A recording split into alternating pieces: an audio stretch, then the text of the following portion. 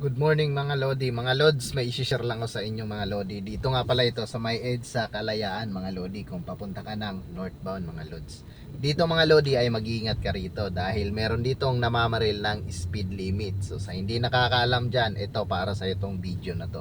Alam mo ba Lodi na dito sa EDSA ay kailangan mo sundin ang 60 kph. So wag kang lumagpas po dun sa 60 kph. Pero nasa driver naman yon kung alam mo kung saang lugar dito ang merong namamaril ng speed limit. Pero mas maganda pa rin talaga, mas sumunod na lang po tayo sa mga traffic sign o traffic rules mga Lodi.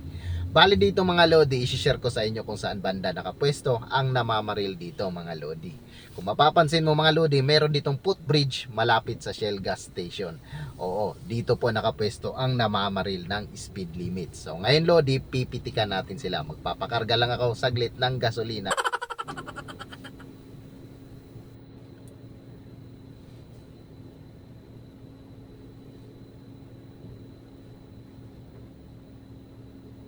Ayan mga Lodi, nakikita nyo yung footbridge na yan mga Lodi.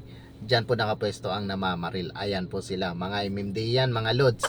Kaya kung ako sa inyo, kung napanood mo tong video na to, isang like and share para sa hindi pa nakakaalam ay magkaroon na sila ng idea kung sakaling mapadaan sila sa area na to. So yun lang for today's video mga Lodi, at mag-iingat ka po lagi.